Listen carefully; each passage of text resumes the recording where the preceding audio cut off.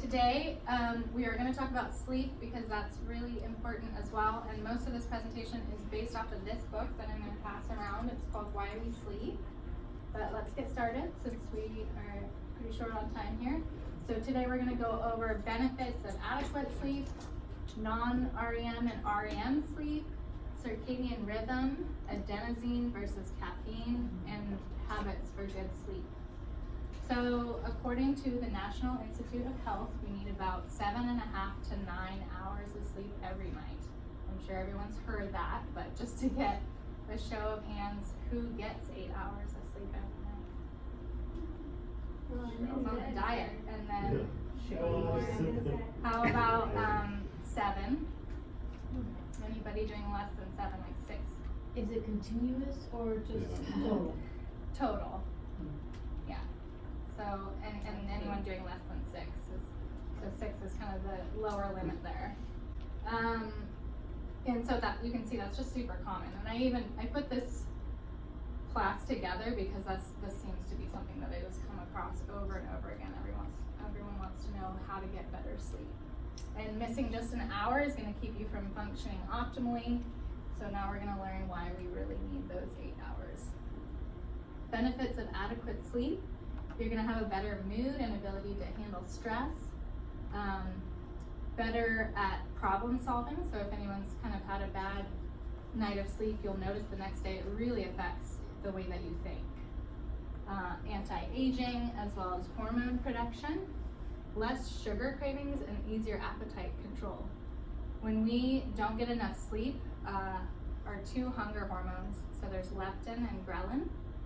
Has anyone heard of those? Mm-hmm. Yeah, so leptin's the hormone that helps make you feel full, and ghrelin is the one that makes you feel hungry. And I kind of think about that like gremlins in your stomach saying that you're hungry. So ghrelin kind of gets out of control when we miss sleep, and it skyrockets, and then we're eating all the next day, and you kind of don't have any control over that almost, because it's like a hormonal thing. So if anyone's noticed that. And then stronger immune function, which we all want in this room, as well as reduced risk of developing diseases, so just diabetes and heart disease and cancer, to name a few.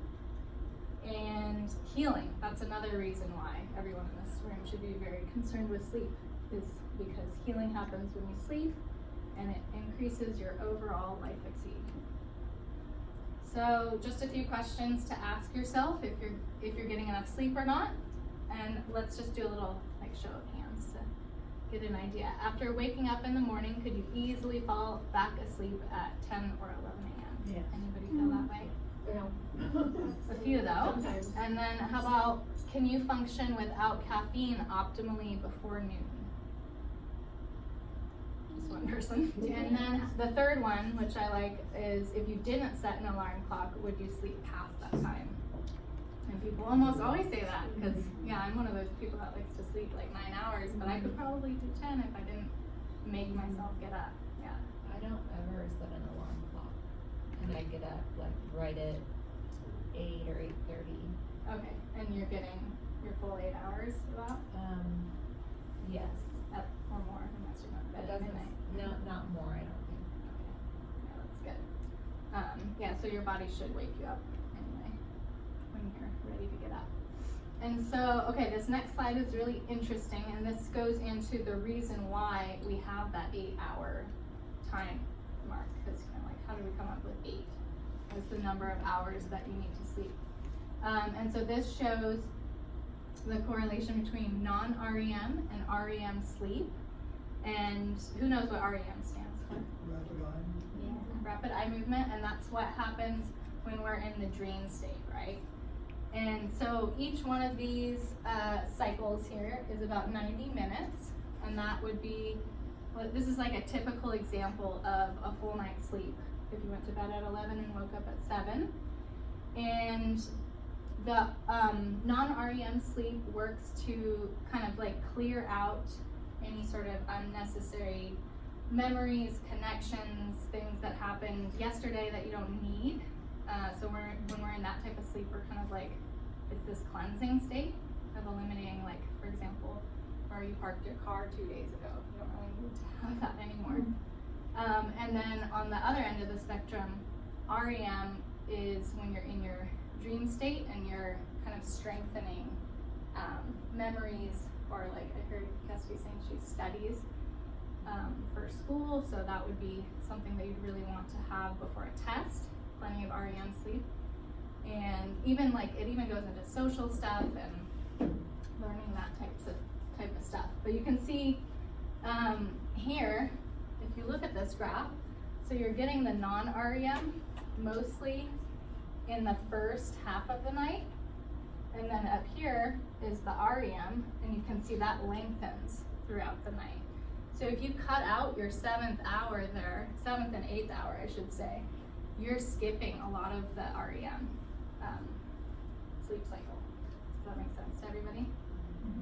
So that's why for those of us that are only sleeping 6 hours or even 7, you're missing that critical REM state, which is really necessary. And then, you know, it starts to link into things that are like have to do with brain health and cognitive decline and all that. So what about dreams? I thought this was interesting. This is from the book. When we dream, our brains release a consoling neurochemical bath that mollifies painful memories and creates a virtual reality space in which the brain melds past and present knowledge, inspiring creativity. So this is another reason we all want that REM sleep and dreaming. And it sounds like everybody in this room's had some trauma going on. So it's kind of interesting if you think about, you know, people say, oh, sleep on it, or like you'll feel better in the morning. And it's kind of true. When you go to sleep and you have that regenerative sleep, full 8 hours, you typically feel better about whatever happened the day before. And it's because your body has been able to kind of process it in this way. So on to circadian rhythms. Hormones are like a symphony, and circadian rhythms are the conductor. And this graph shows kind of a typical circadian rhythm where we have 2 of the main hormones at play there, and that's going to be cortisol and melatonin. And you can see that melatonin drops in the morning and throughout the day, and then rises in the evening when we're trying to go to sleep. And then cortisol has the inverse relationship, where it's peaking in the morning, like right around when you're trying to wake up, and then it should be dropping throughout the day. The problem is that in today's society and everything, cortisol can tend to get spiked from a number of different things. It's not just hanging out doing its own thing. You could get upset over something that happened at work, or something that happened while you're walking down the street, and you're gonna spike your cortisol. So not everyone's circadian rhythm is the same. For some, the peak of wakefulness arrives early in the day, and that would be somebody that's a morning person. Who's a morning person that can wake up at 6 a.m. no problem? Not very many of us. I am not, yeah. Yeah, it's tough, because then people want you to go do something with them at 6 a.m., like go surfing. My buddy's always bugging me. It's like, I'm not a morning person, it doesn't work for me. But that is about 40% of the population, and you may notice that our society's kind of set up that way, right? Like early to rise, even school systems get really set up that way with the kids, which is kind of a bummer, because teenagers they really need their sleep, right? And they're forced to get up at 6:37 just so they can make it to school on time. And then let's see, another 30% are night owls, who feels like they're more of a night owl, can stay up, get more energy in the evening.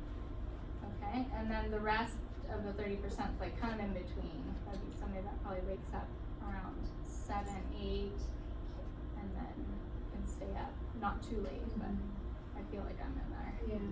Yeah, so it's interesting just to know that not everybody's the same, and I think that kind of happened out of evolution, you know, when people had to stay up throughout the night and kind of watch out for everyone else. You don't want everyone to be on the same clock all the time, because then there'd be these long gaps where everyone's asleep. But it's important to pay attention to this in relation to sleep, and you know, you want to, if you exercise, you want to do that more in the morning hours, because exercise spikes your cortisol, even though it's a good thing. you do get cortisol from that, so it's better to kind of go with your circadian rhythm rather than exercising, say, at 8 p.m. when it's trying to drop.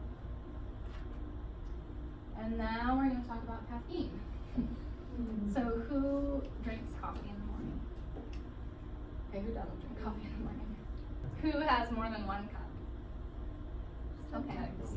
Yeah, but for most of us, we're just doing 1 cup. That's good. So adenosine is our sleepy chemical. We kind of think of melatonin as the hormone that influences sleep, and it does influence the start of your sleep, but adenosine is what kind of builds up throughout the day, and that's what makes you feel tired when you're like all of a sudden feel like you need to go to sleep. But it does use the same receptor sites as caffeine. So caffeine will actually block those receptor sites, and then the adenosine can't get in and make you feel tired, which is why we like caffeine. And then, but it's still there. It doesn't make it go away, so it's still building up throughout the day. And then as soon as that caffeine wears off, you get hit with an adenosine crash. And that's I think what we call the caffeine crash, so it makes you really, really tired. And I just like to point out that the half-life of caffeine is about 5 to 6 hours, which means that after drinking a cup of coffee, in about 6 hours, half of that caffeine is still circulating. And that's just, something to think about if you had caffeine later in the day. So like if you had it at noon, by 6 p.m., you're still gonna be having some of that. And it's even more concentrated, obviously, if you have a bunch of coffee. And there's caffeine in other things too. So tea, it's a little bit less, but chocolate even, some people are sensitive. Everyone kind of has different sensitivities to caffeine, and it's important to kind of know. So since I'm a nutritionist, I added some foods for better sleep here. Cherries and tart cherry juice does contain melatonin, which is kind of neat. And grass-fed beef, wild game, and turkey are all a good source of tryptophan, and that is also a precursor to melatonin as well as serotonin. So those things are both helpful for sleep. Pumpkin seeds, walnuts, and almonds are a rich source of magnesium. Does anyone take magnesium as a supplement? I think that's something everyone in here could take, especially because it's helpful for like relaxing muscles. Epsom salt baths are good. But yeah, it's also good for sleep and helping you relax in the evening. And hard-boiled eggs are a good source of protein and fat to stabilize your blood sugar throughout the night. So that's something that can sometimes happen to people if your blood sugar is out of whack, then it'll wake you up, because your body will always prioritize survival over sleep.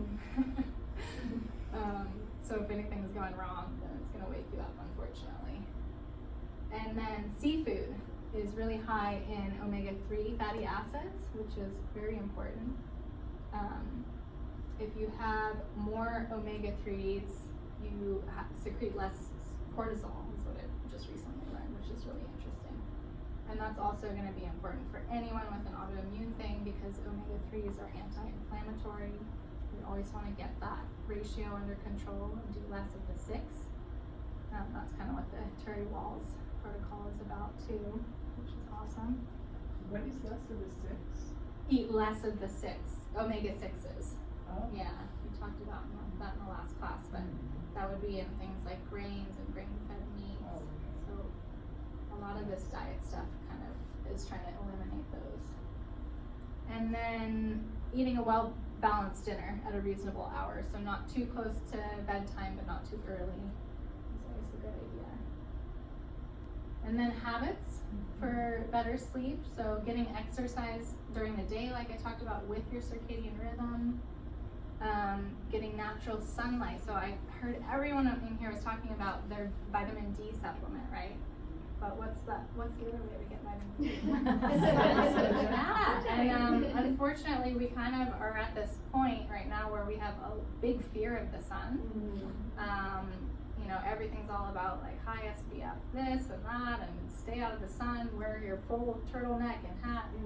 And it's of my opinion that you do need sunlight. I know we're meant to make vitamin D with cholesterol by having the sun hit our skin, and obviously you have to be smart about it. Don't go out at high noon and just bake.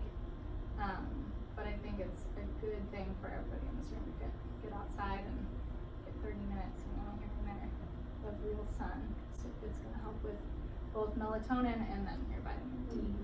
And so some of these other ones, I think we talked about blood sugar balance, but making sure you're eating a balanced meal, because cortisol and melatonin are both sensitive to swings in blood sugar. Being social during the day and relaxing in the evening.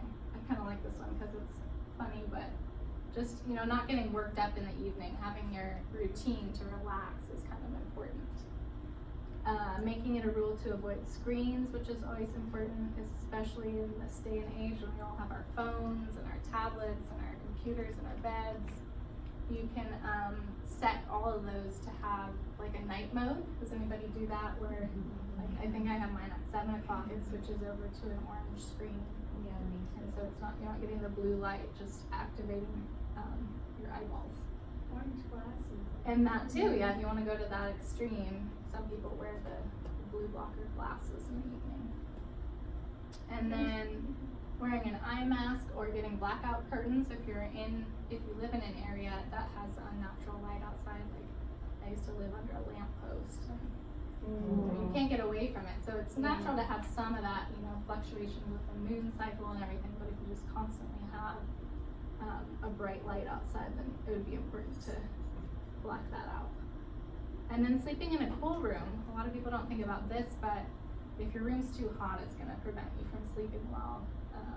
Our body temperature drops in the evening naturally with the temperature of the outdoors, and that signals sleep with hormones. And then reducing stress obviously is helpful. Epsom salt bath, like we talked about for the magnesium.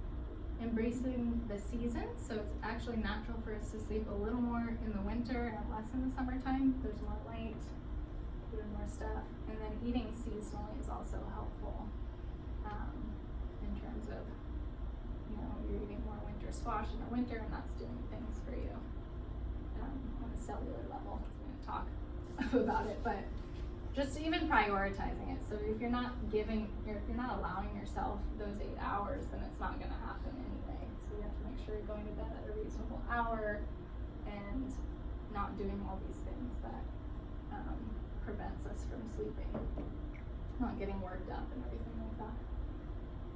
Not watching a scary movie, say. That can kind of mess you up right before bed. And then getting in tune with your circadian rhythm, so kind of thinking about that. I mean, even, like I said, I can't stress it enough, but like getting outside, getting some sunlight, having the sunlight enter your eyes, and it's just all gonna put you right on track for how you're supposed to feel. And then reducing stress where possible, limiting caffeine consumption. Everybody's doing pretty good with that in here. I know people that drink 6 cups of coffee, like a whole pot a day, and then they're kind of wondering what's wrong. So I think 1 cup is completely acceptable, especially earlier in the morning, to give you plenty of time to work through the caffeine. And then eating sleep promoting foods and practicing good sleep habits. I'd be happy to answer any other questions that anyone has. What is your thoughts about people taking melatonin? Melatonin, okay, that's a good A question. lot of people like taking melatonin. So we talked about the placebo thing earlier, and placebos works just as well as melatonin, which is funny, but I think there is a place for melatonin, and that would be when you're traveling and your circadian rhythm gets out of whack, because like I said, it does help signal the beginning of the sleep cycle, so you can kind of fix your hormones that way maybe, but it's not going to keep you asleep. And I think it's kind of crazy that we have like 10 milligrams on the shelf that you can just purchase. Something that would be better would be CBD, honestly. CBD for relaxation and stress management. And letting the body take care of the sleeping part. Mm-hmm. Like you take care of the stress and let the body take care. Yeah, I think from everything that I've learned and from that book that I passed around, it's more important to understand what you're doing wrong and understanding how sleep works, and then trying to fix that first before slapping on the Band-Aid of the sleep formula with melatonin and ashwagandha and all this different stuff in it. And that's my same philosophy with diet as well. Like, you can't. I know what my problem is. I don't need to bring my phone into my bedroom with me. Yeah. But I use it as my alarm. Yep. I have an alarm in my bedroom, but this is just a hard habit to break because I have my Kindle on it, and then I try not to look up like Google and stuff right before I go to bed. But there are things that I want to look at, and I'm like, this is something I could unlearn. Yeah. It wasn't like I was born to go to bed with my cell phone, but. One thing, you can also turn your phone into black and white setting, and when you don't have all the color stimulations, it actually calms your mind, and it's a lot. You have the intention when your mind starts seeing the black and Yeah, white, it yeah. knows That's you're true. getting ready. So it's all those rituals are also placebo. They're very powerful. Yes, it's our habits that make the difference, really. So do you have much experience with people, it's not a trouble falling asleep in the beginning of the night, but more waking up Waking after up, eating? yeah, that's the common 4 one hours or that comes 5 up for hours or- people. And usually it's like needing to have to pee, which is a big one. So, that's another thing, making sure you're not drinking too much liquids, like at least 2 hours before bed. It's kind of a no-brainer, but people still do it, because we all have our tea routines and stuff. And then also the blood sugar thing, so your body will wake you up if you didn't have enough to eat or a balanced meal. So I sometimes see people, like, if they had to wake up and then they ate like a little piece of something. Yeah, I think CBD can be really helpful, because it's helpful for like the anxiety thing too, because sometimes that's what keeps people awake, is when they, even if they wake up in the middle Busy of the night and mind. then they start thinking about something, what do I have to do tomorrow, all this stuff, and so figuring out a way to shut that off. We were talking about meditation before, like having some of those sleep tapes, or like even just a scenario that you play in your mind to bring yourself away from whatever chatter is happening. One thing you can do is the body relaxes actually in your out breath. So actually, do this now. Just close your eyes and just count from 10 to 1. But the 10, count with the out breath, allowing the relaxation all the way down, and then 9 with the out breath all the way down, and that will bring your body much more and your mind into relaxation than trying to count sheep or trying to count from 100. Just every out breath, use that intention, use the count and the release Parasympathetic nervous system. with the out breath. Yeah. So I record these and then I cut them up and get them all nice and packed, and Madia will give me the outline so we can have it, and I do a little blog every month and send it out as a newsletter. So if I don't have your emails, you can sign up for the newsletter at healingmultiplesclerosis.com.